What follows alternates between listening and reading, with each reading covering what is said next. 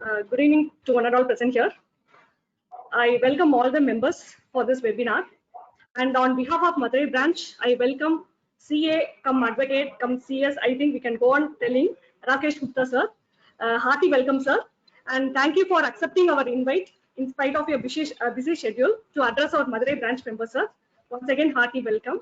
And I think this is the first time sir is addressing to our branch members. So we are very happy for it.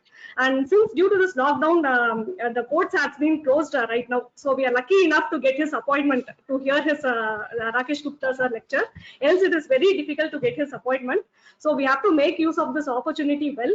And sir had argued many high profile cases across the country. And today, Rakesh Gupta sir will be addressing on the topic recent important judgments in direct taxes. So we have the very right resource person here today with us. Welcome, sir. As usual, your queries, you can type your queries in the chat box. Sir will be addressing at the end of the session for all your queries. Now I request CA Mohanasundram sir to give an introduction about Rakesh Gupta sir. Over to you, sir. Thank you, Chairperson, for giving opportunity to introduce such excellent high-profile speaker, Dr. Rakesh Gupta. He has completed his high school and a professional intermediate in high secured merit positions. His graduation from St. John's College, Agra in 1980 and secured first rank in the university. His professional qualifications are fellow chartered accountant, fellow company secretary, AICW cost accountant member, MBA, LLB first rank in university in LLB, LLM is a doctorate, PhD, he has completed doctorate. He was appointed as member in the Income Tax Appellate Tribunal at the age of 37 years, posted at Hyderabad, but resigned later on. He co-authored with his partner, Dr. Raj K. Agarwal, 2 books published by leading publishers, Taxman. 1, Search and Seizure and Assessment of Such Cases. 2, Taxation of Real Estate Developers and Joint Development Agreements. He is a practicing as advocate and appearing in Income Tax Appellate Tribunal, High Courts, Supreme Court of India. He argued high-profile cases of the country at Tribunal and High Court, drawing wide media coverage. He participated in United Nations Committee of Experts on International Cooperation in Tax Matters. 1, held at United Nations headquarters in New York in April 2017 and April 2019, and another held at regional headquarters in Geneva in October 2018. He is a member of International Association of Tax Judges and participate in its meeting held at Helsinki, Finland in October 2017, Cambridge, United Kingdom in September 2019. He is invited to address Chamber of Commerce and Industry on Finance Bill 2019 in Abu Dhabi, Bahrain. With these words, we invite the speaker to the audience. Thank you. Over to you, sir. Thank you. Good evening to my friends from Madurai branch. And as chairperson has told me that few of my friends from the north have also joined this program. A very warm good evening to all of you. This is my first interaction to the members of the South India. I had never had an occasion to visit South India in the capacity as a speaker. But anyway, this is the beginning from the webinar, which would ultimately, when the situation improves, would culminate into the seminar. So the topics which is there for me today about the latest judicial decisions from the High Courts, the Supreme Court and the Tribunal. But then before I come to discuss about the High Court judicial decisions, now couple of important things which we all must bear in our mind is that the Income Tax Appellate Tribunal against whose orders the appeal lies before the High Court now is the final fact finding body. The facts which are found by the tribunal are by and large accepted and are not interfered unless some perversity is shown in those facts. Perversity, when some relevant evidence has been ignored by the tribunal, or when some irrelevant evidence has come to be considered by the tribunal, then the finding arrived at by the tribunal is considered to be perverse. So barring the perversity which sometimes creeps in the order of the tribunal, the only limited scope of appeal which is open before the High Court is on the substantial question of law. It is not only the question of law, but then the substantial question of law. But you would find that High Court sometimes also enters into the factual arena. When it is urged by the aggrieved party before the High Court that the findings, though are considered final to have been given by the tribunal, but then they suffer from the vice of perversity, then that perversity also gives rise to the substantial question of law, and that is how you will find at times even the High Court gets into the facts, because sometimes we may wonder when only substantial question of law is open to be adjudicated by the High Court, then how come the High Court now grapples with the finding of facts also? So the High Court now disturbs the finding of facts only when it is urged that there is a perversity in the findings recorded by the tribunal. Now, after the order of the High Court, then there is an appeal mechanism before the Supreme Court.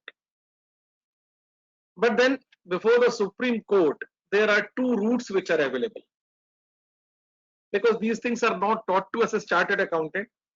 As I have been practicing since last 20 years as an advocate, therefore in a small measure I have been able to know about all these things.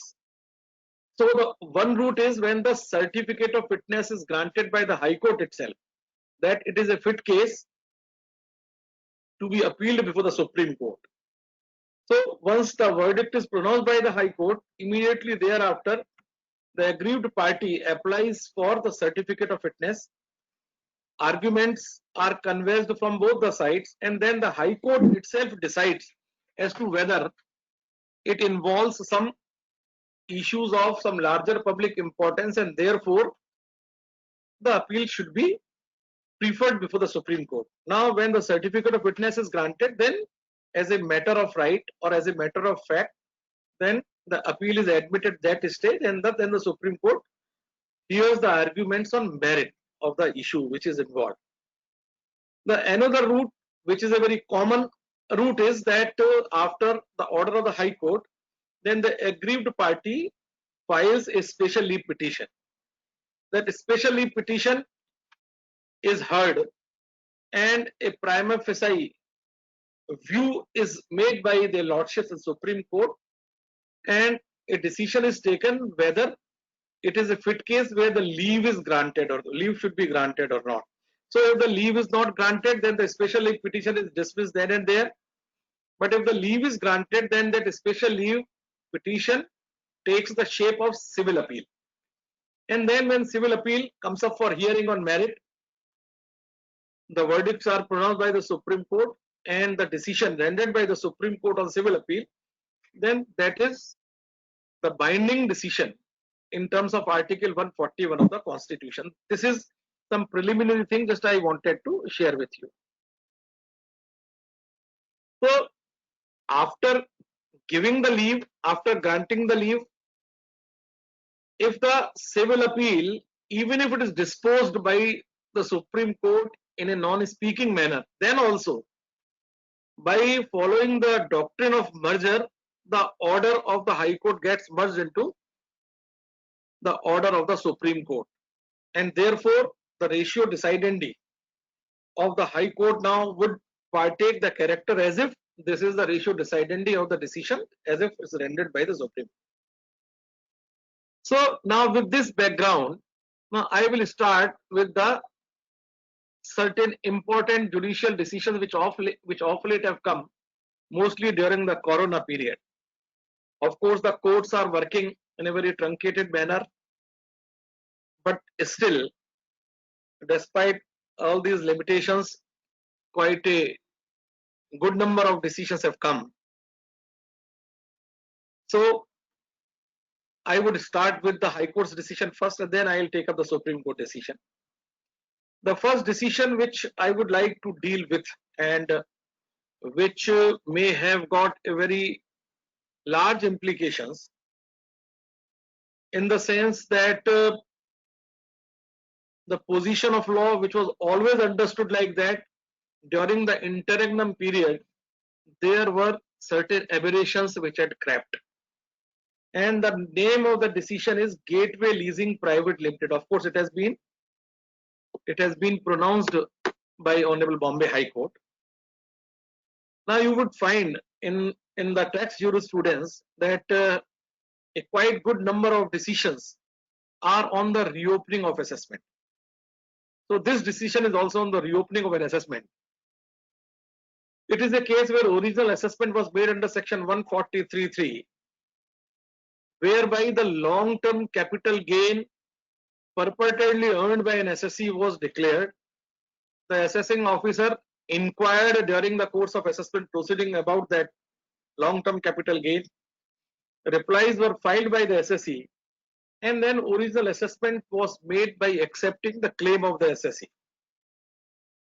Now thereafter, based upon the investigation wings report, now which cast aspersions on the very genuineness of this capital gain, the reason was recorded by the assessing officer after 4 years, but then within 6 years from the end of the assessment year, and this case was sought to be reopened on the ground that the assessee has failed to disclose the true nature and the camouflaged character of this capital gain, and which has come to the notice of the assessing officer based upon the inquiries and investigations done by the investigation department, and therefore the assessing officer entertained the belief as to the escapement of income.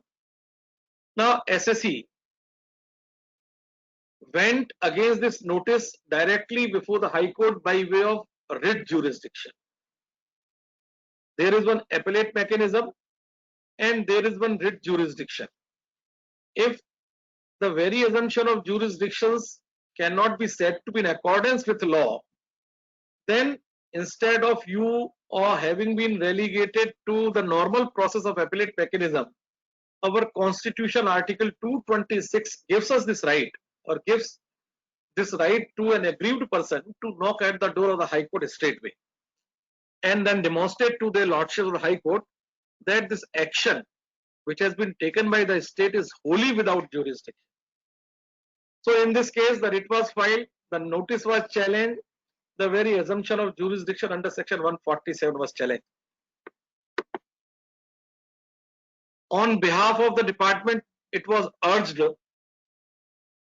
that though we have reopened it after 4 years, but then we have reopened it because there was a failure on the part of the assessee to disclose all material facts truly and fully, and therefore the extended period up to 6 years is the period within which we could have reopened this assessment and then could have entertained the reason to believe. Now Honorable High Court, on the basis of the pleadings and arguments coming from both the sides, now reiterated a very old law, and that law which was laid down by Supreme Court in Calcutta Discount Company 41 ITR at page 191, then reiterated by a 3 judges bench decision in Lakhmaniwal Mevaldas 103 ITR 437, and then held that the duty of an assessee is confined only to present the primary facts, and it is not expected from an assessee to enable the assessing officer to draw inferences out of those primary facts. What inferences can be drawn from those primary facts what inquiries were to be made based upon those primary facts, the court said that it is open for the assessing officer to take this call is meant for the assessing officer. And therefore, if an assessing officer, despite having been given the primary facts, chose to accept the version, chose to derive a particular inference, and later on, then you cannot attribute that there was a failure on the part of the assessee to disclose all material facts truly and fully. And therefore, the High Court, on the basis of all those basic jurisprudence which was evolved at the level of Supreme Court and which has held the field right from 41 ITR. We are in the age of almost 441 ITRs. So you can very well understand that those principles of law which were set out by Honorable Supreme Court in 41 ITR in Calcutta Discount Company, they still hold water, they still hold field. And following that, the Bombay High Court said that you cannot attribute any failure if the primary facts were disclosed by this assessee in this case also, then you cannot hold this assessee accountable on the ground that you did not disclose the true nature. What was the true nature of the transaction? Was for the assessing officer to investigate and to draw inference. So on this, then one more important point of law which is always there, but then which has also been reiterated. What does the department do in the matter of the reopening of assessment? When their actions are challenged in the court, they try to supplement the reason before the High Court in the form of an affidavit. Since the reason recorded is considered as the foundation on the basis of which the entire edifice of the building is constructed, that is the reassessment. Therefore, the jurisprudence which is there, it says mandatorily that the validity of that reassessment will have to be seen with reference to the reason recorded. Nothing more, nothing less. Therefore, if the department wants to improve its case by way of an additional affidavit at the stage of the High Court, maybe in the writ petition, maybe in the writ proceedings, then it is not permissible. So the second dictum of law which is there and which is followed religiously by the courts is that the validity of reassessment, because reassessment is something where the finality of an assessment is sought to be disturbed by the department, and therefore whenever the finality is sought to be disturbed by the department, then the jurisdictional conditions which are embedded in the law, they have to be religiously adhered and unreservedly followed by the departmental authority. So this is the first decision I thought, and this decision is dated 13th of July 2020. Today is 20th, about 2 weeks. About the next decision again from the Bombay High Court is Vaman International Private Limited, and it was in respect of the bogus purchase. Now, as I said, when there is an issue whether the purchase is bogus or not, now there is no law involved into it, and therefore whether the High Court ought to have entered into some factual arena is something now which needs consideration. But probably the aggrieved party sought to urge before the High Court that there was perversity in the factual findings recorded by the tribunal, and that is how this matter is sought to be dragged before the Honorable High Court at the call of the departmental authorities, because the principal commissioner is the petitioner or is the appellant. So the bogus purchase was the issue. Now, the first thing which the High Court reiterated, though that is also a settled position of law, that if a person wants to call something as a bogus, then the general principle of law, the basic principle of law is that burden to prove that this is bogus is resting on the shoulders of a person who makes the allegation that thing to be bogus. So the onus is on the revenue. That is what the High Court said. The onus is on the revenue to prove that the purchases are bogus. And the High Court said the SSE has filed copies of invoices, challans, stock ledger, bank statements showing the payments for the purchases. Now, what else was required to prove? And on the other hand, the department merely relied upon certain statements purportedly from the parties who allegedly said that these sales made by them were bogus. Now the department, having come into possession with such kind of evidences, and when the SSE asked for the cross examinations of those deponents who allegedly deposed something against the SSE, and then the department did not produce those persons, then the High Court said that on the one hand, the overwhelming evidences to prove the factum of purchases are there. On the other hand, even the basic principle of natural justice that the adverse depositions were required to be confronted as a measure of cross examinations were not followed by the department, and therefore in such a situation the High Court said there is no substantial question of law involved, and therefore the High Court dismissed that appeal. But couple of things with respect to this, I do not know why.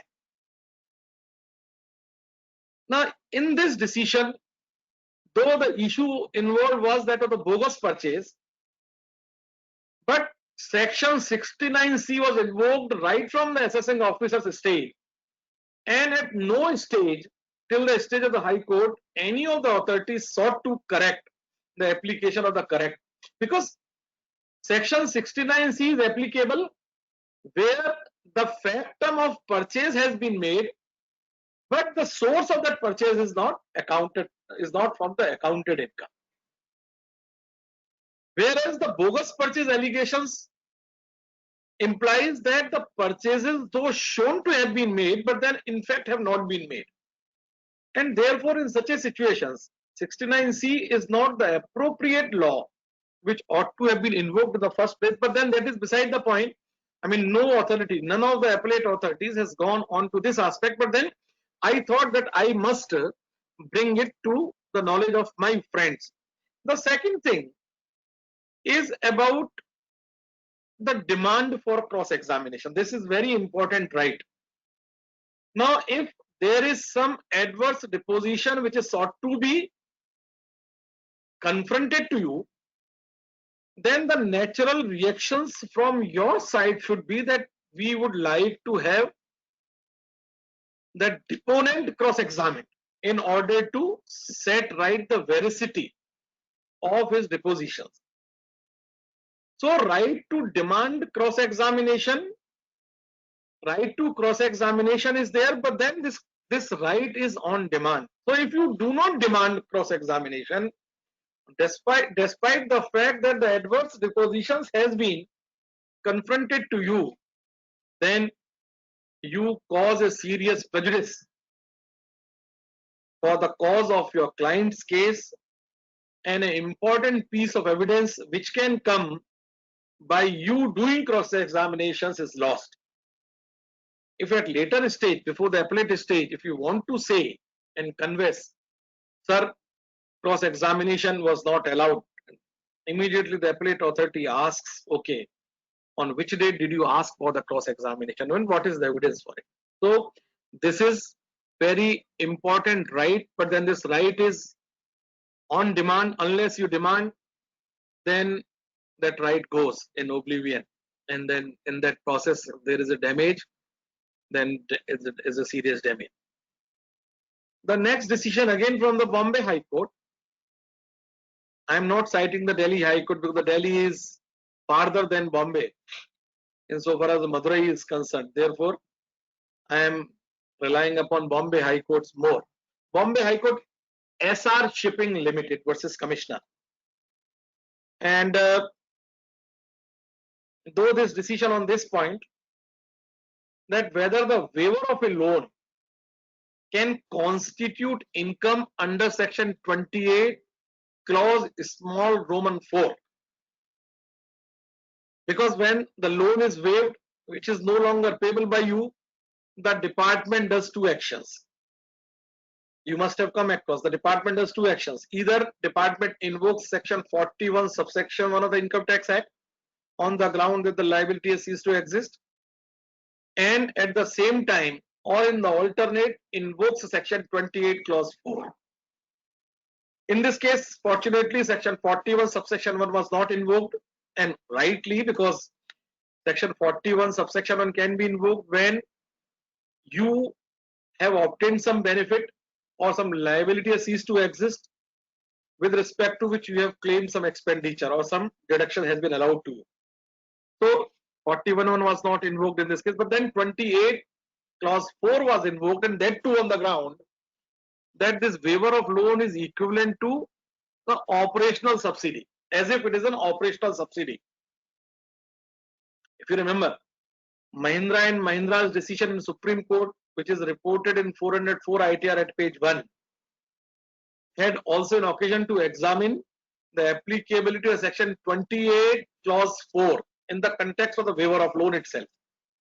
So to that extent that this issue ought to have been considered as closed by the decision of the Supreme Court, because section 28 clause 4 speaks of the taxability of any value of any benefit or perquisite, whether convertible into money or not. So the Honorable Supreme Court in Mahindra and Mahindra's decision held that waiver of loan is equivalent to the receipt of sum of money, and therefore it is not the perquisite. It is a monetary benefit. It is not a non-monetary benefit, and section 28 clause 4 is applicable to the non-monetary benefit.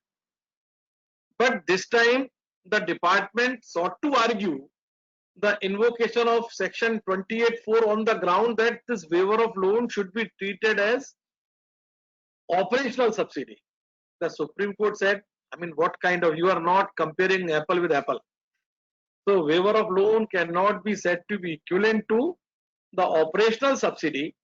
The loan is required, subsidy is not required to be repaid back, whereas loan by its very nature is required to be repaid back. Therefore, the attributes, the basic attributes in loan and operational subsidy are materially different, and therefore even for that reason, which was sought to be advanced on behalf of the revenue, the High Court did not find favor.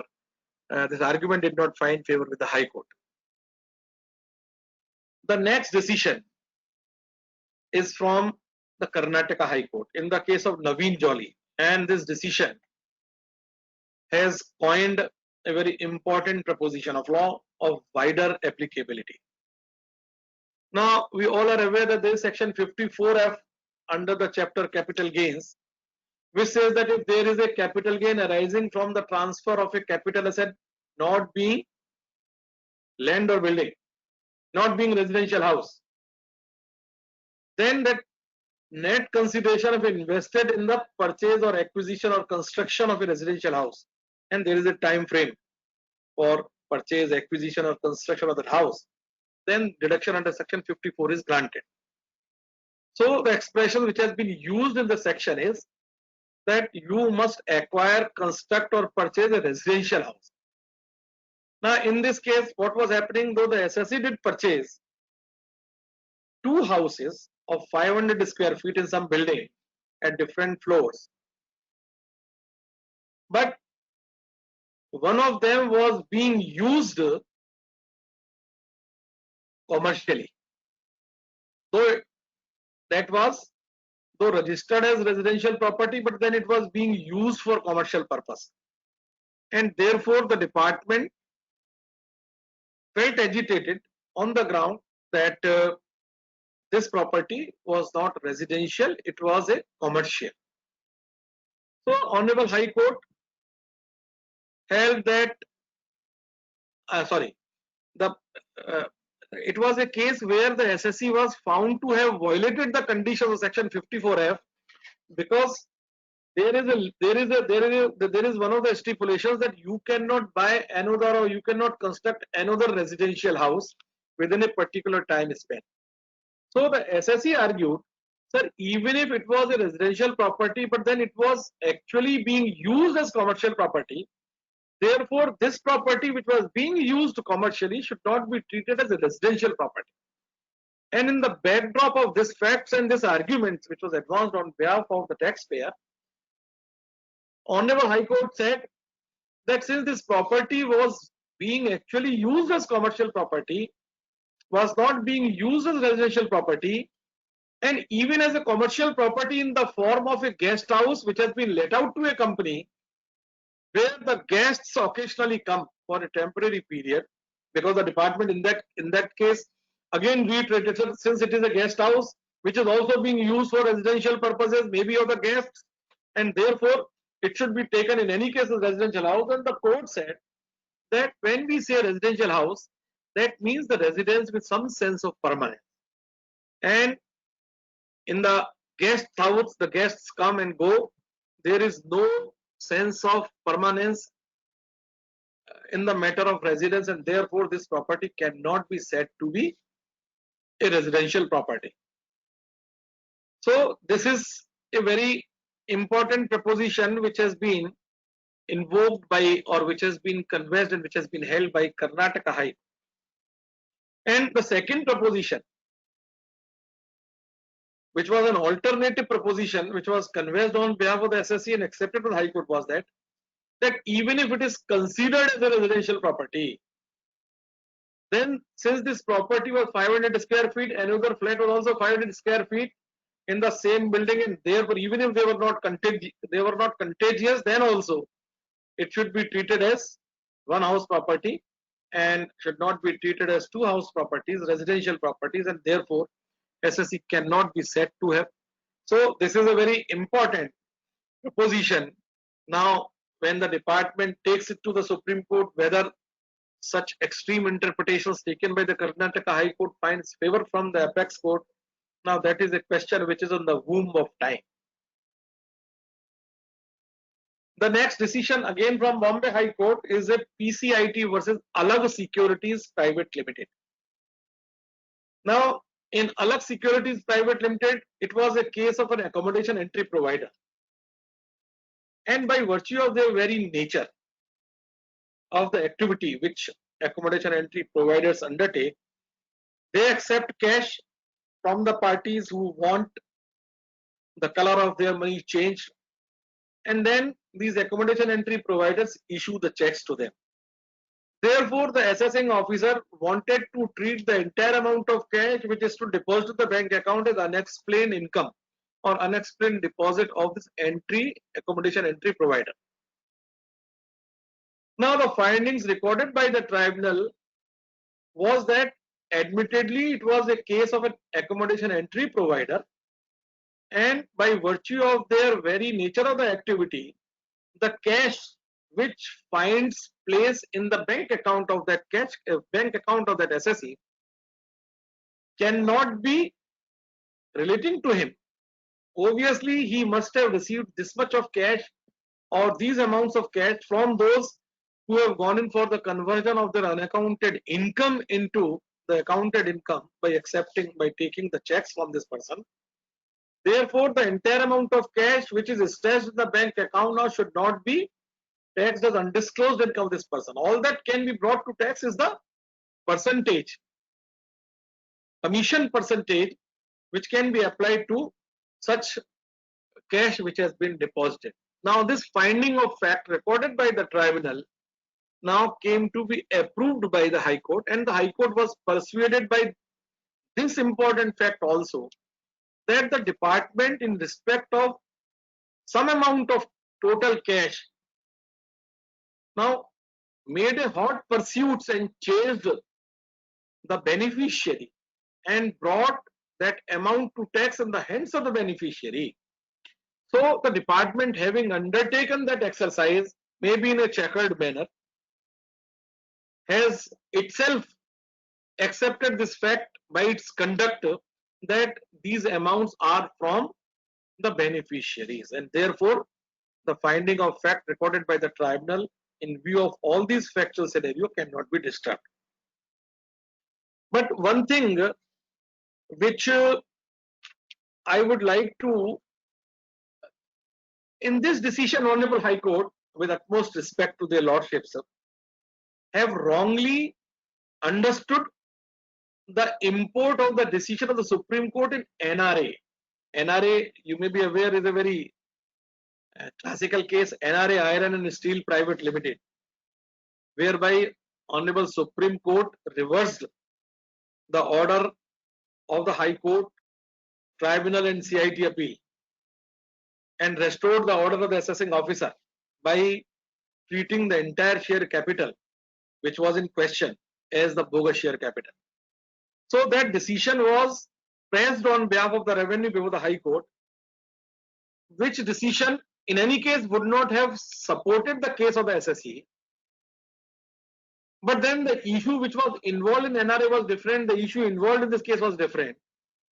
But then the way that NRA decision was distinguished by the Supreme Court, that I just wanted to highlight. The Supreme Court said that in the case of NRA, the SSE claimed the cash credit as its income. No, the SSE never, because had the SSE claimed that cash credits as its income, then where was the occasion for the Supreme Court to treat that very cash credit as the income of the SSE? So the consistent claim of the SSE in respect to the share capital or in respect to the cash credit was that it was not its income, it was the share capital which it has received from various subscribers. So on this point, I just wanted to highlight this fact that though it would not have changed the ultimate outcome of this decision, but then the decision of the Supreme Court, with utmost respect to the lordships, was not correctly appreciated. Another decision again from Bombay High Court is Anand Developers, and all these decisions are from the month of June or May. Now, as I said, that there is section 147 which is used by the departmental authorities to reopen the concluded assessment on the ground that the income chargeable to tax has escaped assessment. And there is a period of 4 years, and that 4 years can become 6 years if original assessment was made under section 143(3), and that reopening is as a result of the failure of the SSE to disclose all material facts fully and truly. So in the case of Anand Developer, the original assessment was made under section 143(3), and the case for this year was sought to be reopened after the expiry of 4 years from the end of the assessment year, but of course before the expiry of 6 years from the end of the assessment year, which is the permissible time limit. Therefore, it was incumbent upon the assessing officer to have overcome one more hurdle, which was put on his way by the proviso to section 147, whereby he was required under the law to have recorded in the reason that this reopening is as a result of the failure of the SSE to disclose all material facts fully and truly. And which this assessing officer did very faithfully in the reason recorded by mentioning that this reopening is as a result of the SSE's failure to disclose material facts fully and truly. He did say. Therefore, on the face of it, from this standpoint, he complied with the jurisdictional conditions from this standpoint. But then, as I said, that power to reopen a concluded assessment is an extraordinary power. The law has attached a great sanctity to the finality of an assessment. Therefore, when that finality of an assessment is sought to be pierced or disturbed by the assessing officer, it is incumbent, he is duty bound to observe all the jurisdictional conditions compliance. Because after all, by recording the reason, by piercing the finality, you are going to disturb the original assessment, which has attained to finality. Therefore, the recording of reason, the courts have said, is not merely a pretense. That you say that this was a failure of the SSE without telling as to what was the failure, even in the briefest possible manner. So the court said that by making a mere bald, blind and bland assertion, court said by making a mere bald, blind and bland assertion that this failure, this reopening is as a result of the failure of the SSC is not enough unless you indicate even in the briefest possible manner as to what is the basis for you to say that there was a failure. What failure was there? And this is one of the principles of natural justice also, that your conclusions may be important, your conclusions definitely are important, but then the process of reaching to that conclusion is equally important, because unless you mention the process, then how can that conclusion be tested by the higher appellate authority or by the writ court? Unless that mental process reaching to a conclusion now is reduced in writing, then it will not be possible for the higher appellate authority to understand, appreciate as to what has gone into the mind of that adjudicating authority down below. So therefore in this decision,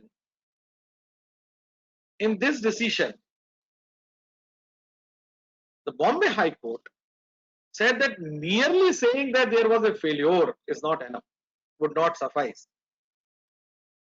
After all, even the process of recording of reason to believe is also part of that assessment process.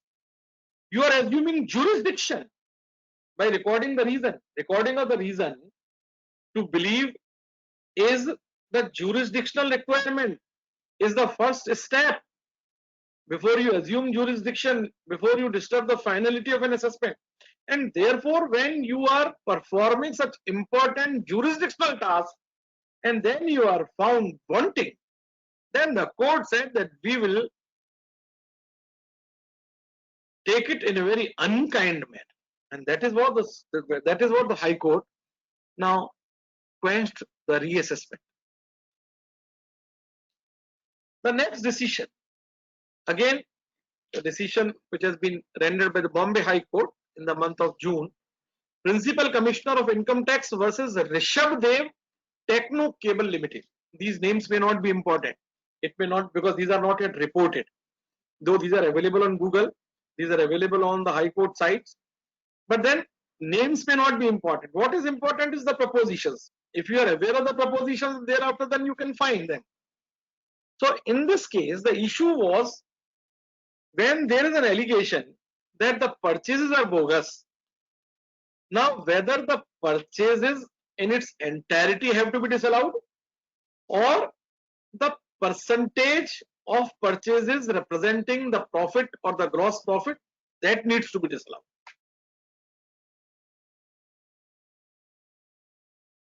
Now, what the department does when these issues come, the department only catches only one arm of the transaction.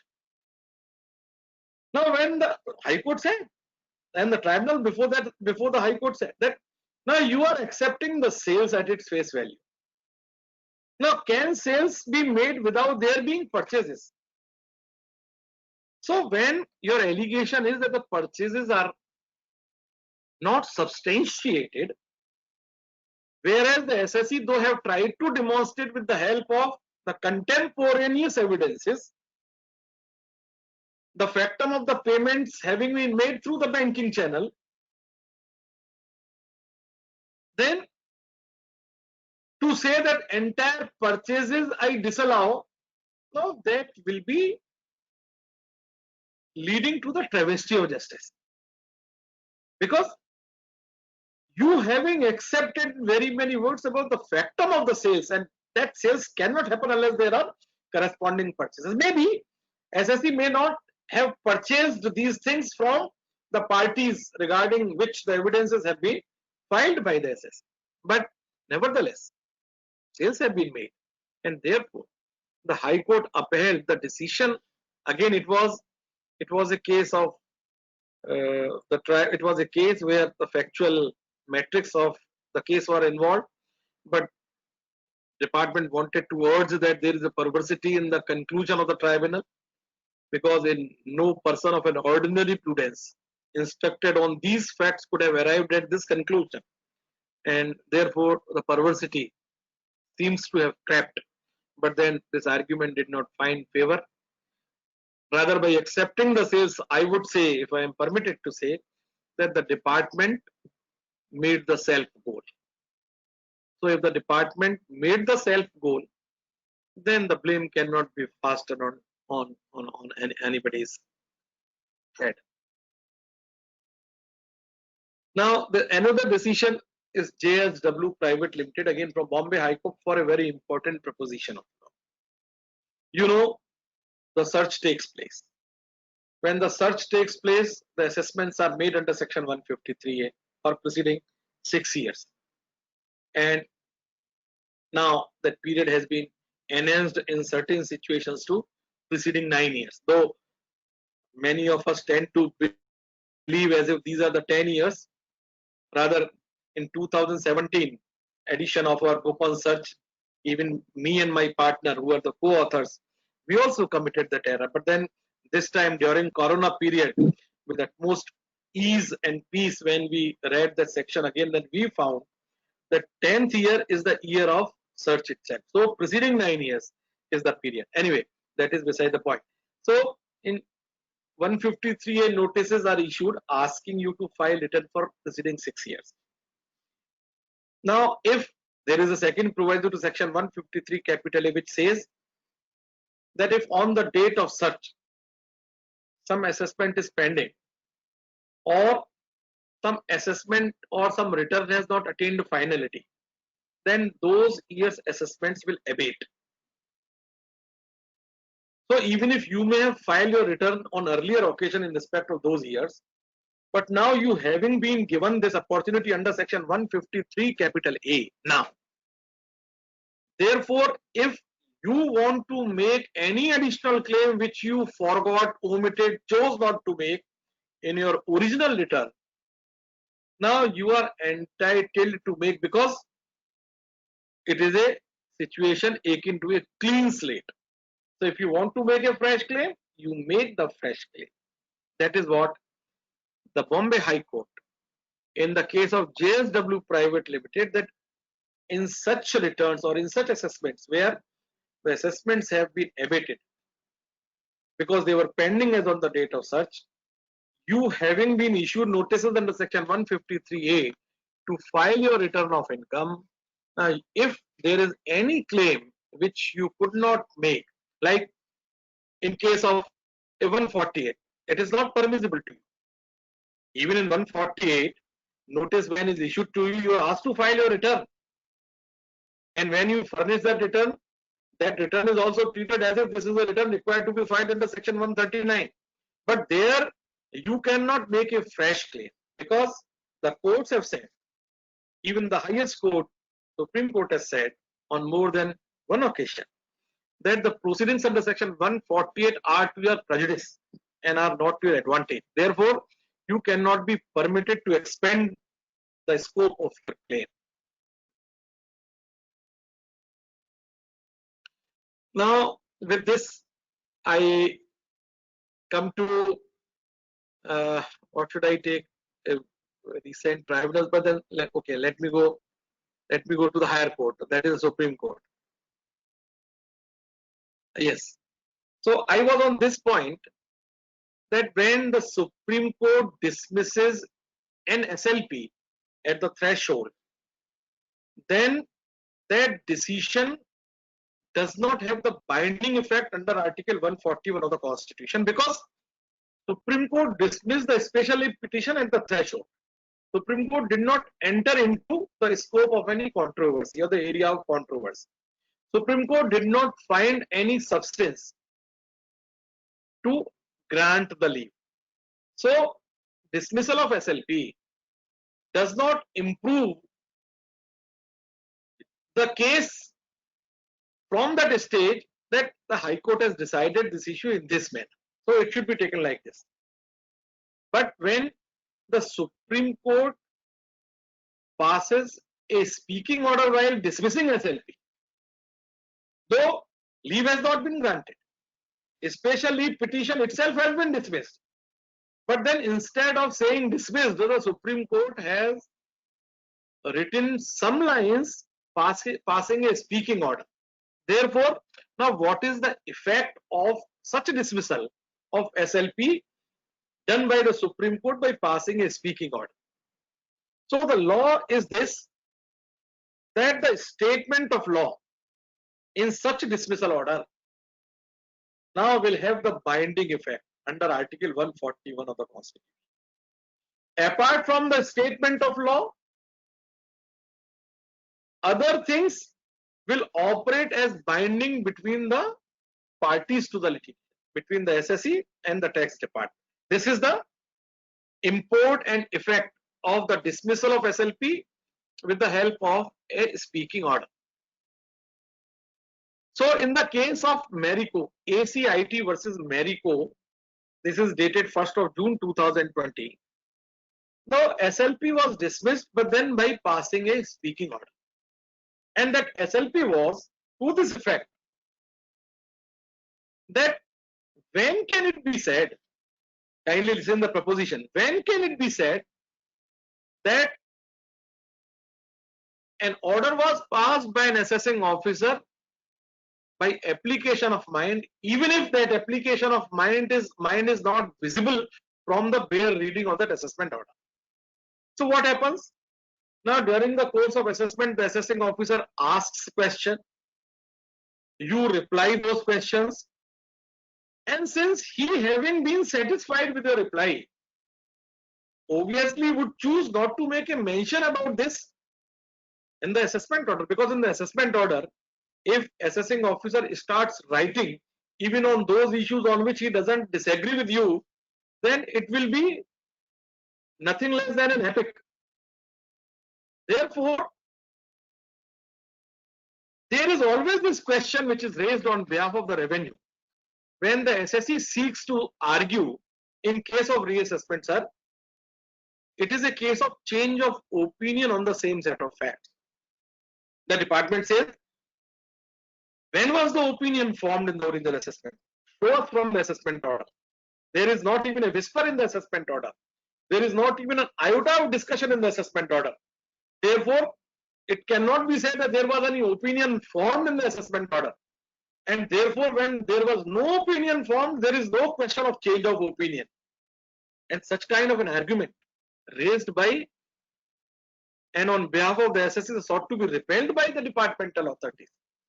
So there was no authoritative pronouncement for the Supreme Court, but then Supreme Court, though not in civil appeal, by way of the dismissal of SLP, but then by passing a speaking order in this decision has said that if an assessing officer asked the questions, you having replied, and even if the assessing officer chose in its wisdom not to make a mention of his question and your reply, then also it cannot be assumed that he has not applied his mind, or he has not entertained a particular position, or he has not formed the opinion. So this is what the import of this decision in Marico.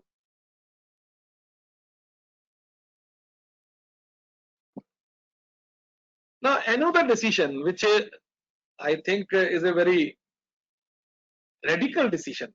I am using these expressions, radical in the sense that I have had the practice of 35 years odd, because I became chartered accountant at the age of 21. I am 56 odd years, 35 years in all capacities. I have practiced as chartered accountant for 16 years. 1 year almost I became member of the Income Tax Appellate Tribunal. And since last almost 20 years, I am practicing as a lawyer. And then I have been the SSE also, because the Income Tax Department searched me. This book on search was the product of that search.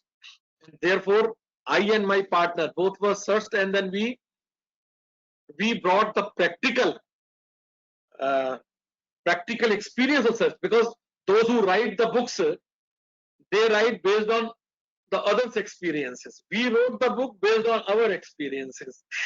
So anyway, so this Bashir Ahmad Sisodia's decision given by the Supreme Court. Now in this case, what happened? Original assessment was made. SSE did not produce for whatever reasons the evidences of purchase. The disallowance was made. It was confirmed at the CIT appeal. It was confirmed at the tribunal level. It was confirmed at the level of High Court. But then you see the endurance of this SSE. He did not relent and went before the Supreme Court, and which ultimately paid him off. Now, in the meantime, the penalty was imposed on him under section 270(11)(c) for concealment of particulars of income. Now, since penalty and assessments are two separate, distinct and independent proceedings, he produced the evidences of purchases before the CIT appeal in penalty proceeding. CIT appeal remitted the matter back to the assessing officer with the directions, remitted matter, that you examine it and then you kindly give your remand report to me. Those parties were examined from whom the SSE claimed to have made purchases. And thereafter, the assessing officer furnished the remand report, taking into consideration that remand report, the first appellate authority, that is CIT appeal in penalty appeal, deleted the penalty and accepted the claim of purchases. Now, this penalty order in appeal was produced before the Supreme Court as an additional document. Now, in normal circumstances, any appellate authority now would have sent the matter back to that appellate authority, that after the assessment, because this appeal is arising out of the assessment only. Now, there were subsequent developments in the form of some fresh evidences having been adduced during the stage of the penalty. But in this case, taking into account that CIT appeal's order in penalty appeal, the Honorable Supreme Court allowed this civil appeal of the SSE, and that addition which was made by the assessing officer and which was confirmed and sustained till the stage of the High Court was deleted by the Supreme Court. So it is like putting the cart before the horse, but then their lordships in their own wisdom have thought it, that why to relegate this SSE again back to the stage of the first appellate authority or the assessing officer, because many years have gone into this churning process, and therefore in order to cut so nowadays, after this decision, I am not saying that it can be taken as a matter of blanket proposition that wherever the penalty has been deleted, therefore the addition should also be deleted. No, it's not like this. If the addition is deleted, then the penalty is prone to be deleted. But if the penalty is deleted, this is the first decision. But then there may be several considerations which go into the mind of an adjudicating authority while deciding the penalty or penalty issue or penalty appeal. And those considerations may not be germane, may not be relevant, or even if relevant, may not be enough to enable that authority to delete that additions in quantum. That is what I am saying, because in penalties are deleted on the preponderance of probability, that in case if an SSE has been able to show with the help of some evidences that here are the evidences on the basis of which I am trying to substantiate my claim, then also the penalty comes to be deleted. So, but then this decision is there, which is an authority.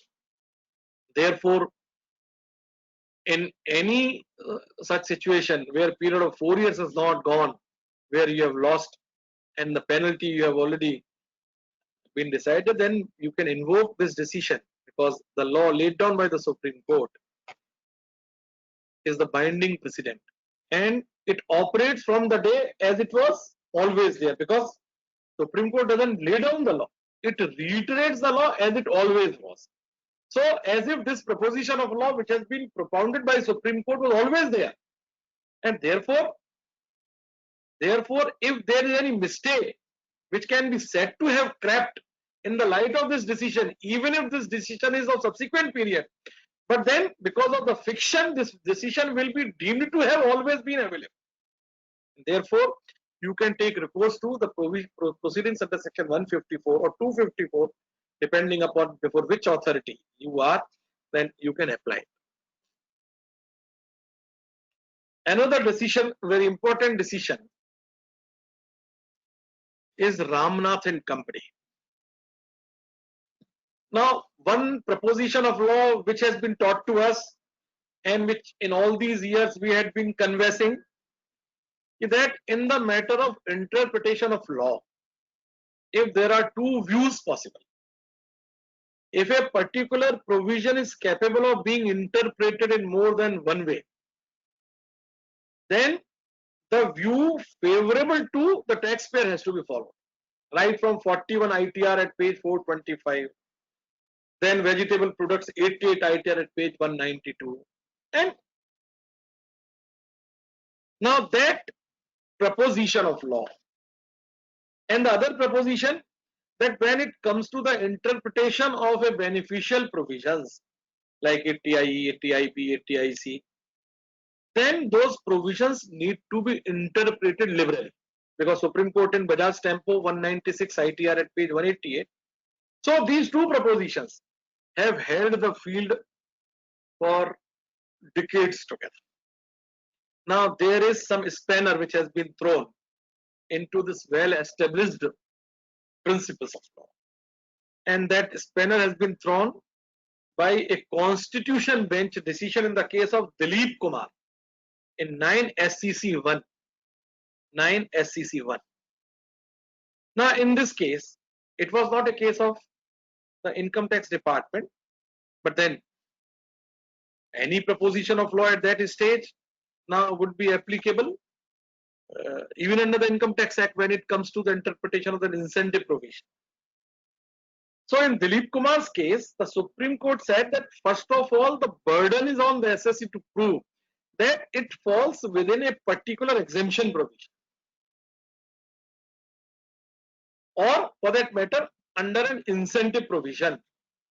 Now, whether he does fall or does not fall, there is some ambiguity in the provision to that effect. Then the courts have said that ambiguity, instead of resolving in favor of the taxpayer, it needs to be resolved in favor of the tax department. So when the very entitlement of a deduction or an incentive or an exemption, then ambiguity, if it's there, then it has to be resolved in favor of the tax department. And therefore, the other proposition that in the matter of interpretation of any beneficial provisions, these provisions have to be interpreted liberally, the Supreme Court said no. But once you cross that threshold and thereafter, and if thereafter there is some ambiguity, then that ambiguity can be resolved in favor of the taxpayer. But then the very threshold ambiguity will have to be resolved in favor of the state. That is what the import of this decision. And that this decision was followed by Supreme Court in this case of Ramnath and Company versus CIT.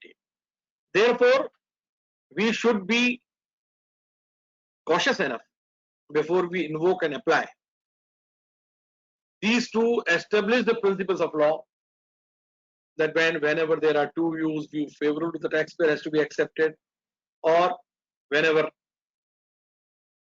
there are any incentive provisions, then they have to be constituted liberally. So the courts have, Supreme Court latest decision has thrown some spanner into it. Again, as I said, that most of the jurisprudence you would find on the reopening of an assessment, because the SSCs are fed up with one assessment, and therefore whenever the department wants to dig even that very assessment, then it gives a very strong sense of pain and anguish, and therefore that pain and anguish prompts them to challenge those proceedings. NDTV's decision, it lays down very important principles of law. 1 against the SSE, 2 in favor of the SSE. Now in this case, what happened? The assessing officer, during the course of original assessment proceeding, examined the issue, raised questions, replies were given, and thereafter there was some informations coming from some credible agency indicating about the escapement of it, which was chargeable to tax. The belief, it may not be conclusive. The courts have said that at this stage it may not be conclusive, but then if there are existence of facts which lead to the escapement of income, then at that stage the sufficiency of the reasons would not be gone into by the court. That is what so the SSE wanted to argue, sir, the very fact a very detailed assessment order came to be passed. Therefore, there is nothing, because the opinion was formed during the course of original assessment proceeding, and therefore the second should not be given to the department. Now this argument was repelled by the Supreme Court, that merely because during the course of original assessment proceeding some detailed assessment order was passed by asking question, that is one aspect of the matter. But then if after the conclusion of that assessment some additional material has come which indicates the escapement of income, then in the light of that additional material which has come indicating the escapement of income, then you cannot be heard basking under the glory of your past assessment. And therefore, in the light of the fresh tangible material coming into possession of the tax department, if assessment is sought to be reopened, that cannot be shut out at that stage, right? Because we are examining as to whether the jurisdiction has been assumed.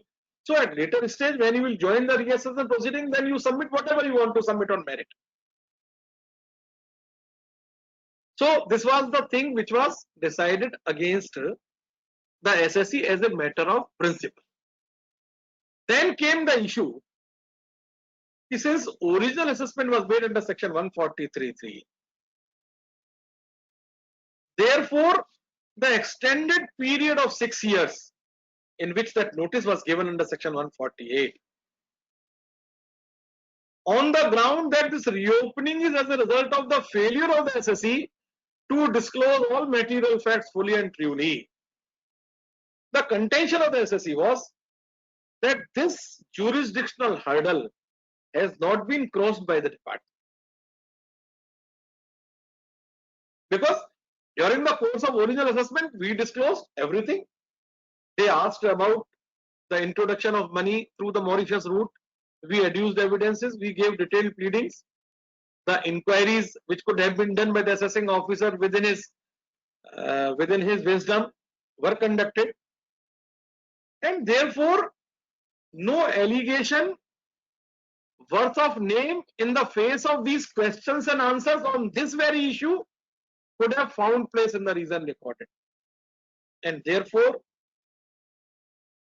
even if there was an allegation as to the failure of the SSE to disclose material facts fully and truly, but then on facts there was no failure, and therefore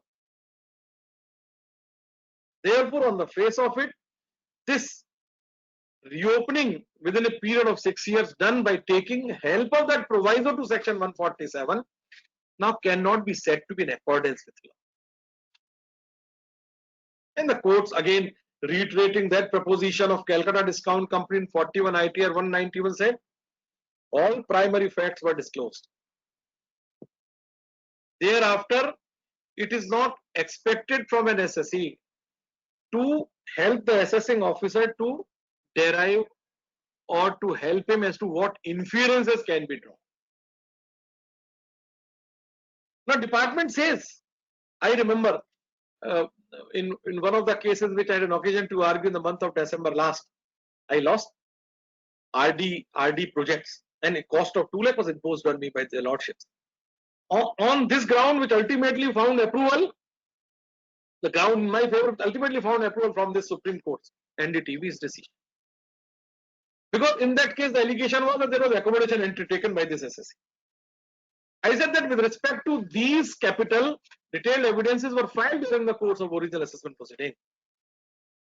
Assessment order was made under section 143. The High Court said, where did you explain to the assessing officer in the original round of assessment proceeding that these were accommodation entry? I said, my lord, I am not expected to speak something against me, number one. Our claim had consistently been that these are not accommodation entries, so where was the occasion for me? And the duty of mine was only confined to the extent of the disclosure of all primary facts, and thereafter what inferences can be drawn, this is none of my business. Now the same thing has been reiterated or has been said or laid down in NDTV's decision. The primary facts have been disclosed. Then you cannot expect the SSC. How can an SSC lead to that kind of inference to be told to the assessing officer that these were what was the true character of these things? It is not expected. And the same thing when I started with Bombay High Court decision. The same thing.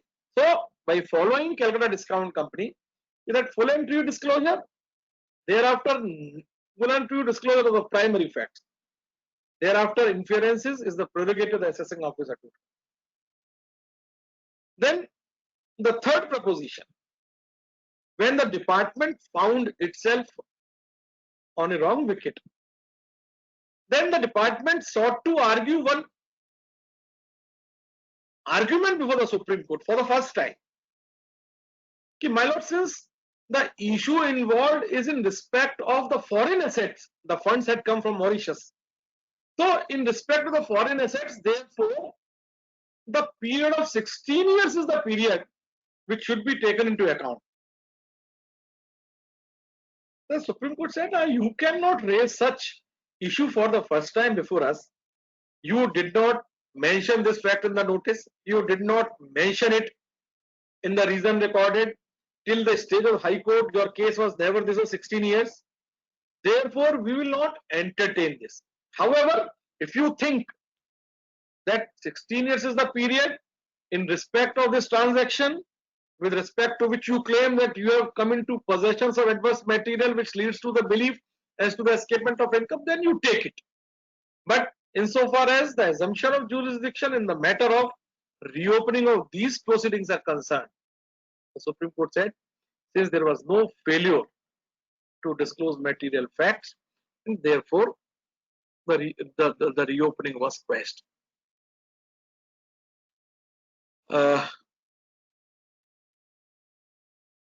The next decision, I do not know, madam, how many are the questions. If there are good number of questions, because I am not able to visualize. So if there are questions, so though I mean I have got ample material, I can keep on speaking for even 2 hours more. Okay. But so we received 3 to 4 questions. So we shall continue the session, sir. Okay. How many are the questions? 3 to 4 questions. 3 or 4 only. Oh, that means maybe I may be explaining everything so nicely, so there may not be any scope for any questions. It appears. Yes. We'll continue. So yes. Now there is a decision of the Supreme Court in Ananda Social and Educational Trust. Now it was a case where the SSC applied for registration under section 12AA. Now by Finance Act 2020, that 12AA is sought to be made section 12AB. But anyway, so under section 12AA, the registration could be applied. The registration giving authority, which is the principal commissioner, now they would insist, what are your activities? If you have not started the activities, we will not grant you registration. So when there was an entitlement for a charitable trust to go in for registration even for the first day of its incorporation. Where was the occasion for that trust to undertake the activity? Now, this very basic thing somehow was eluding the departmental authority. Supreme Court reiterated this, that while examining a petition seeking for registration by a charitable organizations or trust or societies, now actual activities is immaterial at that stage. All that has to be seen by you whether the objects are charitable or not, whether the proposed activities would be in accordance with objects or not. Proposed activities the SSE may have undertaken and that is in consonance with the objects or, because that is quite logical. When if I am a trust, I get myself incorporated today, I am entitled to apply, then where from would I take, would I bring any track record? So Supreme Court said in this decision that to demand about the actual activities or operations now cannot be said to be in accordance with the spirit of law. Now, Chetak Enterprises Private Limited. Now, if you remember, there used to be a section, Part 9 of the Companies Act. The partnership firms used to be converted into Part 9 company. So, the partnership firm was entitled to deduction under Section 80 IA 4. It got itself converted into Part 9 company, whereby all assets and liabilities are vested in that company. So, department used to say, since there is a change in the form of organization, therefore we would not allow you the benefit of the deduction. Though there is a board circular of 1963, when even CBDT was not there, Central Board of Revenue used to be there with the name Central Board of Revenue instead of CBDT, whereby a stand was taken that these deductions are attached with the undertaking, not with the SSE. But despite that, this matter was dragged till the Supreme Court. The Supreme Court said, not relying on that circular, but on a standalone basis, that under Part 9, when there is a conversion of a firm into company, then that is not a different form of organization. And because that conversion is called the statutory vesting, whereby all assets and liabilities get vested, and therefore the essence, the pith, substance and essence of that firm now gets statutorily vested in the company, Part 9 company, and therefore Part 9 company would continue to enjoy the benefit of Section 80 IA for the remainder of the years. So this was the decision of Chetak Enterprises. Then the decision which Pilcom versus CIT, because when I read this decision, Pilcom, it sent shivers in my spine for a brief period, because the head note which was captured was somewhat frightening. Now, you know, we have got Section 195 under the Income Tax Act, that if you want to remit any amount outside India, and if that amount which you are remitting is an income chargeable to tax in India, then you have to withhold tax. But then if you find that the remittance is not income chargeable tax in India, then you can take a decision at your own peril. If later on it is found that, oh, this sum was chargeable to tax in India, then there will be all attendant consequences. But then this right has been ascribed, attributed, imputed, understood and approved, even at the level of Supreme Court in GE 327 ITR at page 456. Now in Pilcom, the facts appeared to be like that. Now, in case of Pilcom, PhilCom was responsible for making payment to non-resident sports association.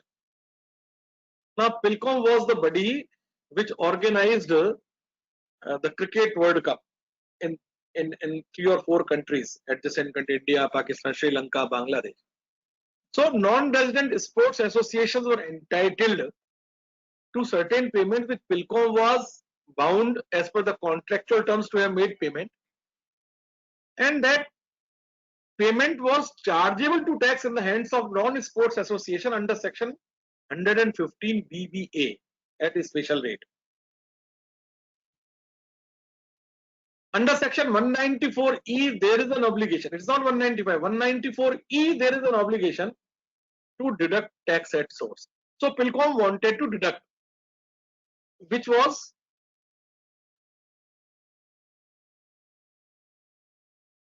opposed by the non-sports resident sports association on the ground that double taxation avoidance agreement does not envisage the chargeability of tax.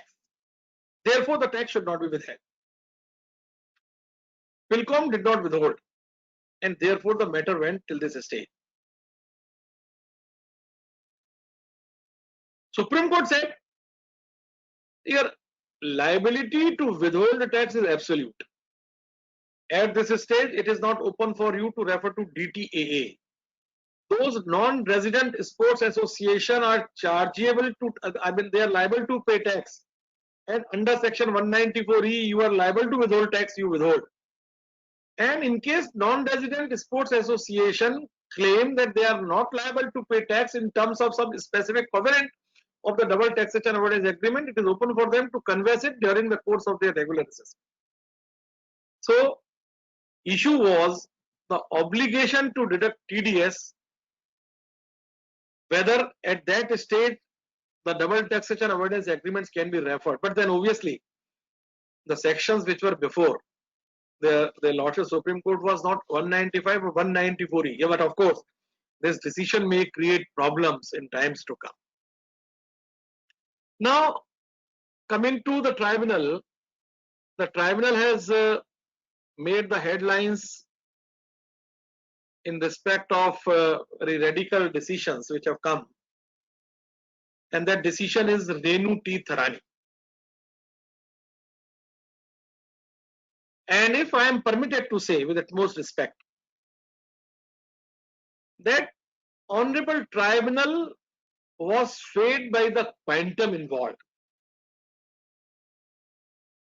and instead of looking the direct evidence and the position of law, the tribunal seems to have gone by using their personal knowledge and on the circumstances and on the basis, if I am permitted to say, suspicion. Because in this case, the issue was about amount around 200 crores, which was settled in a foreign discretionary trust by the author for the benefit of this lady. And it was a discretionary trust. The bank account in which that amount was there was in the name of the trust. This lady did not receive even a single penny because the discretion was not exercised by the trustees in her favor in the matter of any outgo. Therefore, the question was whether that 200 crores which is stashed in that bank account, HSBC bank account of that trust, now can be treated as income of this lady. Now, we have read the law that in case of the discretionary trust, unless the trustees exercise discretion by distributing the income to the beneficiary, and unless the beneficiary receives that income, that cannot be said to be a chargeable income in the hands of that beneficiary. But in this decision, Honorable Tribunal, as I said, has taken into account the circumstances as to whether this SSE enjoys the status of Mother Teresa or not, whether the very existence of that trust in Cayman Island is the reason to disregard the established principle of law. So, with utmost respect, all these factors colored the vision and this decision. With utmost respect, I would say and urge, and which I am entitled to say as a citizen of this free India, cannot be said to be in accordance with law, as per my humble understanding. Because the thing which has been taught to us, that suspicion, howsoever strong, cannot partake the character of evidence. Suspicion, howsoever strong, can never partake the character of evidence. Now the bank account is ostensibly in the name of the trust, it's not in the name of the lady. No amount has been received by this lady. And then to fasten the tax liability that you did not sign by placing the negative burden, that you did not sign that form, and which if you had filed would not have damaged in case you had been right. Now is an argument, is something which I could not fathom, could not appreciate. But then be that as it may, that matter now will be litigated before the higher appellate forum. The next decision of the tribunal is Suresh Kumar Agrawal. It is a case of the penny stock capital gain. Penny stocks which may not command the substantive worth so as to command that kind of substantive price in the stock market. Capital gain purportedly earned by the SSEs have been the subject matter of intense and incisive litigation.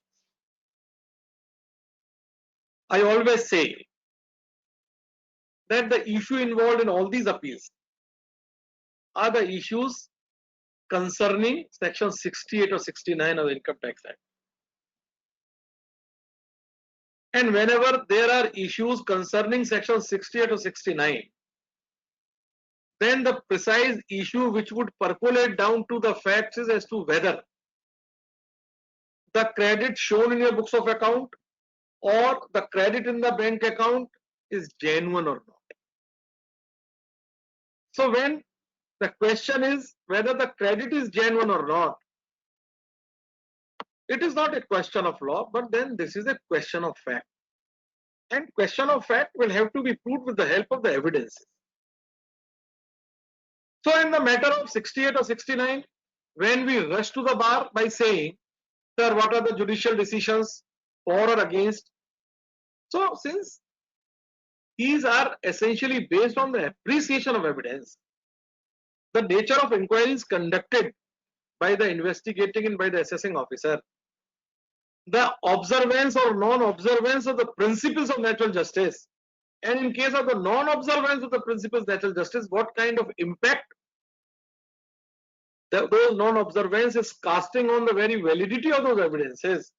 So there are several facets which are involved.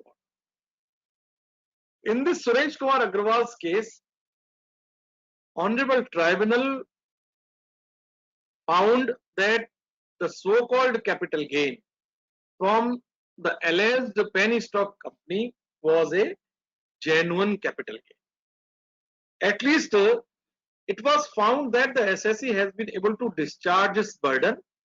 On the other hand, the assessing officer, or for that matter the revenue authorities, have not been able to discharge their burden.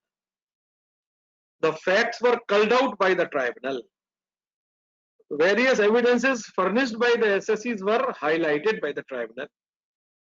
On the other hand, the absence of inquiries or inquiries having not been taken to the logical end weighed the mind of the tribunal to draw inferences in favor of the genuineness of the capital gain.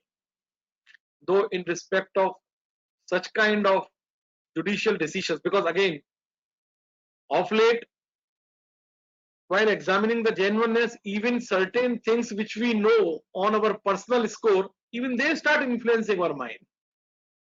We are also part of the society. We know what kind of pernicious practices are going on in respect of conversion of unaccounted income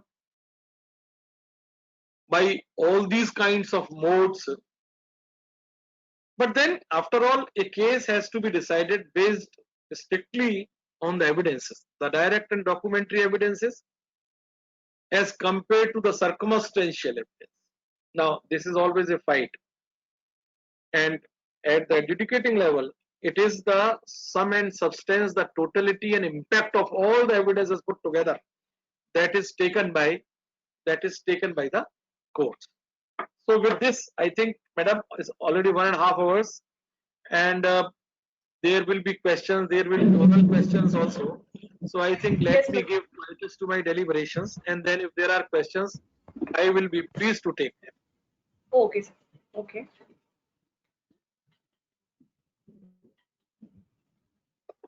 Sir, So what is are the it possible questions? for you to see in the chat box, or shall I read it, sir? Yes, you'll have to read it. Yes, now Read it has come. yeah. Okay. Now it has come. Or shall I read it?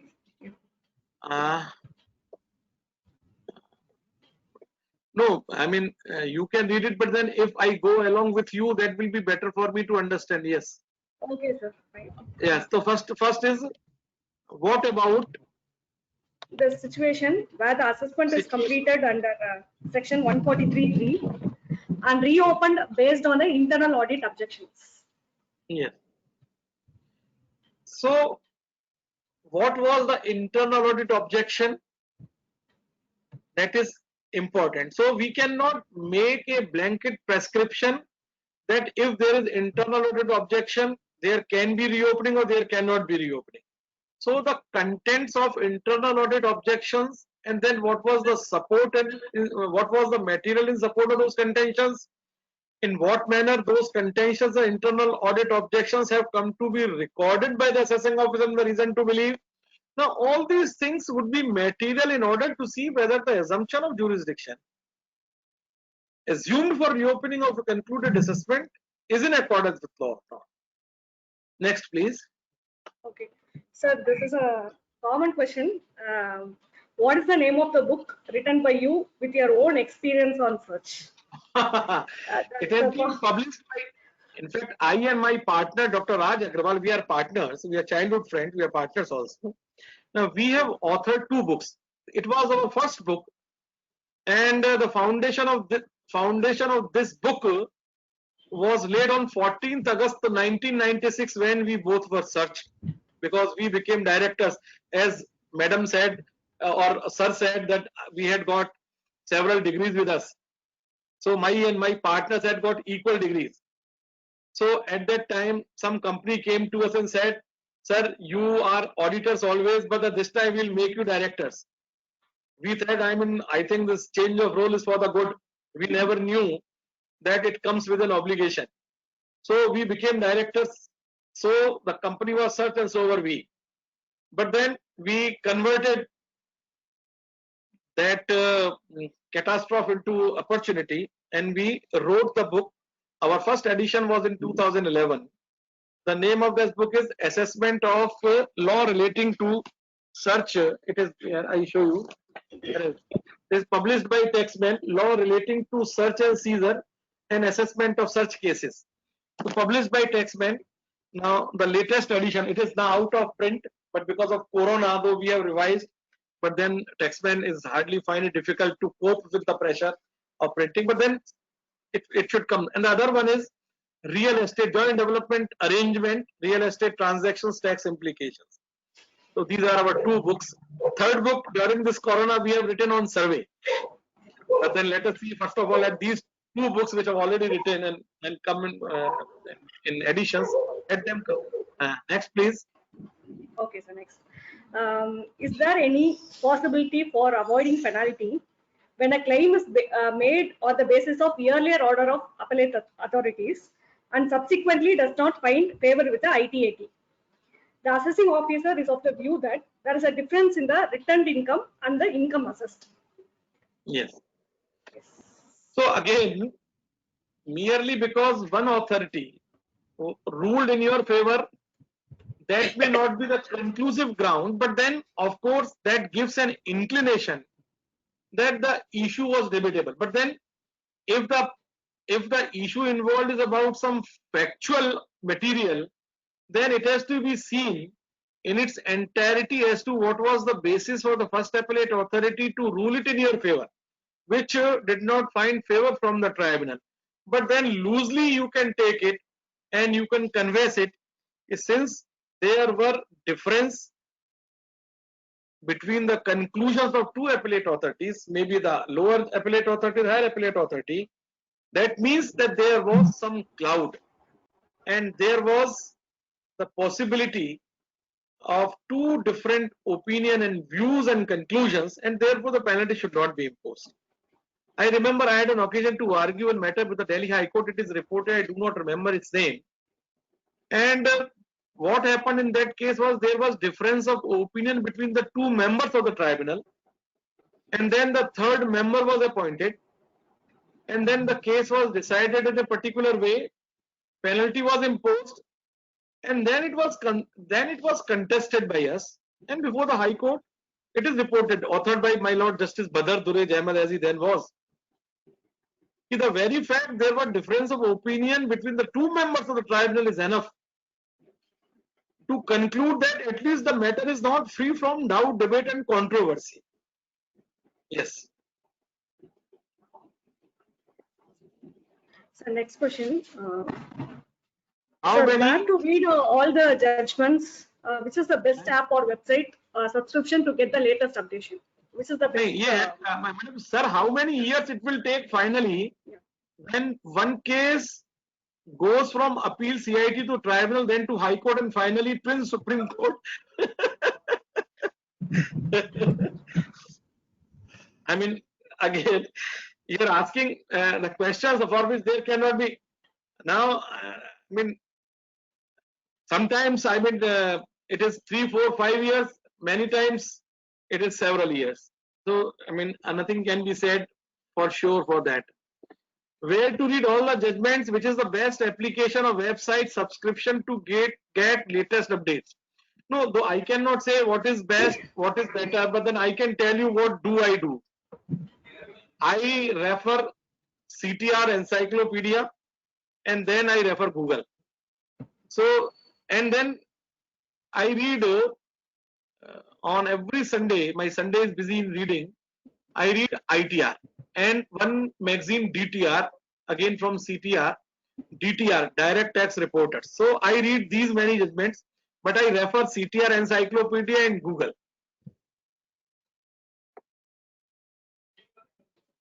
Yes, next. Write financial year on top of manually prepared paper, but month-wise. Madam, I could not understand. Write financial year on top of manually prepared paper, but month-wise expense below this. Sir, I'm not able to understand. I think we shall go to the next question, sir. Yes, yes. 1 second, sir. This is the issue with the private company engaged in the business of chit funds. The company collected demonetized notes during the demonetized period due to compliance of the Chit Fund Act. The fact of receipt of the demonetized currency was mentioned in the annual accounts in accordance with the requirement of the Companies Act. The assessing authority treated this transaction as void and make addition under section 68. Is it correct? Okay, this time demonetization was different from the earlier two demonetizations. If you remember, first demonetization in post-independence was in the year 1948. The other one was 1978. Now, earlier demonetizations provided that these currencies will become unacceptable, would cease to become legal tender right from the promulgation of those ordinances. Whereas in this scheme of demonetization, it was clearly mentioned that these will continue to be legal tender till 31st December 2016. And even in respect of certain trades, the acceptance of the currency in the old denominations were permitted, like in case of the medical or in petrol pumps. So this scheme was different, and therefore if you came in possession of the old demonetized, which is the specified bank notes in your possession, then merely because they were in specified bank notes, old demonetized currency, therefore there is there has to be an addition under section 68 that to my mind is not an act in accordance with law, and you will get it. Can you please highlight any case decided on demonetization notes? Not yet, because the demonetizations assessments were made. Assessment year 17 and 18 assessments were made, and they are languishing at the first appellate stage. Then this corona pandemic, so there is no worthwhile progress. What to say of reaching to the level of but then one decision from the Delhi bench, though it is not on demonetization, the name of that decision is Agson, AGSON, Agson Global. So you can find it. This is a 130 pages decision from Delhi bench of the tribunal on very huge cash deposit to the bank account, for which there was a plausible explanations given by the SSC, and which has come to be accepted by the tribunal. Next question. There was a trust for which we could not apply for section 12AA since form was not being able to be filed due to technical issue, and grievance was sent. Issue was that the OTP was not coming for filing form 10A. Then we got the registration for the next year. Can we get registration to be applicable for the previous year since the demand has come due to that in the previous year? That is the question, sir. No, then you, in that situation, then you should have filed a petition under section 119 to CBDT. If there was a technical glitch because of which you could not file in time, then the CBDT alone was competent to have waived it.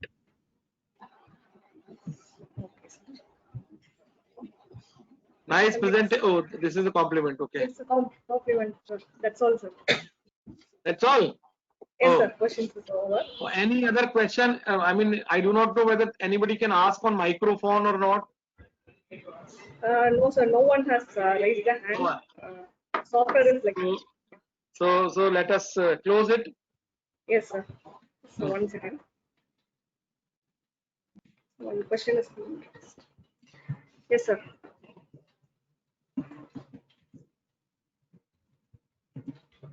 Sir, statement of bonus and paddy expense submitted to assessing officer month-wise. April 6 to March 7 shown. April 7 to March 8. Yes. Then clerical error, sir. So what is the question? I think it is the continuation clerical of error, but so only clerical error, but notice under 147 has been issued. Okay. So notice under section 147 has been issued. Then what is the reason which has been recorded? That is important, because ultimately the validity of reopening will have to be seen with reference to the reason recorded. So what is the reason which has come to be recorded? Only then I can suggest you as to what is the proper recourse which you should take. So because of the incompleteness of the information, I am not able to assist my friend. So that's all the questions, sir. All the questions have been over. Now I request Mohan Sundaram sir to propose vote of thanks.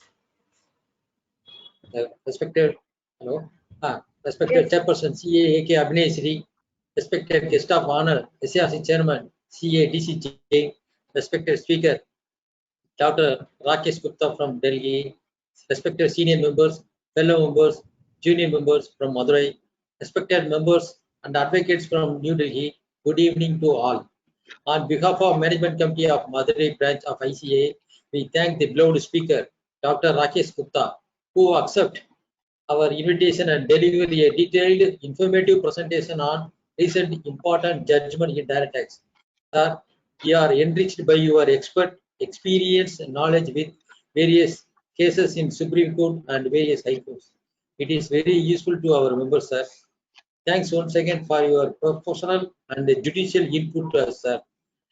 We thank all the participants who attend this webinar meeting. Thank you all. Thank you, sir. Thank you. Thank you. Thank you, sir. Thank you.